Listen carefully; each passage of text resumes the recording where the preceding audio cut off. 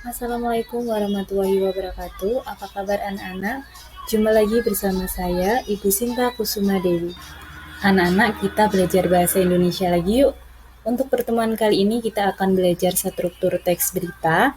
Tujuan pembelajarannya supaya anak-anak dapat menentukan struktur teks berita yang dibaca maupun yang didengar. Kemarin kita sudah belajar tentang unsur-unsur teks berita yaitu adik simbah. Ayo, siapa yang sudah lupa apa itu adik simbah? Nah, coba dibuka lagi ya buku catatan kalian. Kemudian kita juga sudah belajar tentang cara menyimpulkan isi berita.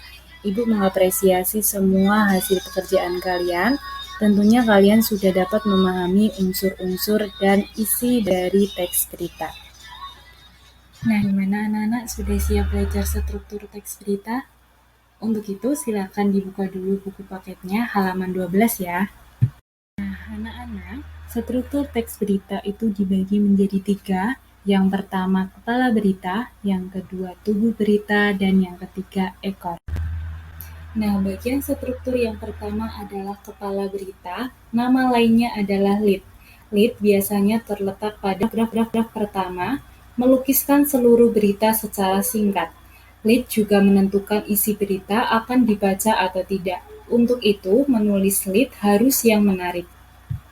Kedua, tubuh berita atau isi menjelaskan atau pengembangan lead secara lengkap. Kemudian yang terakhir adalah ekor berita, berisi tentang penutup atau simpulan dari isi berita. Masuk ke contoh. Di sini ada contoh teks berita tentang kapal pengawas perbatasan di Karimun terbakar, meledak beberapa kali lalu tenggelam. Ini merupakan judul berita. Selanjutnya di paragraf pertama merupakan kepala berita atau lead, karena di bagian ini melukiskan seluruh berita yaitu tentang kapal yang tenggelam. Bagian ini juga memuat unsur 5W plus 1H yaitu apa yang terjadi dan kapan kejadiannya. Selanjutnya, pada paragraf 2-7 merupakan tubuh berita karena merupakan pengembangan dari paragraf pertama. Di sini memuat unsur 5W plus 1H yaitu bagaimana, siapa, dan kenapa. Pada paragraf 8 dan 9 merupakan ekor berita karena bagian ini berisi penutup berita.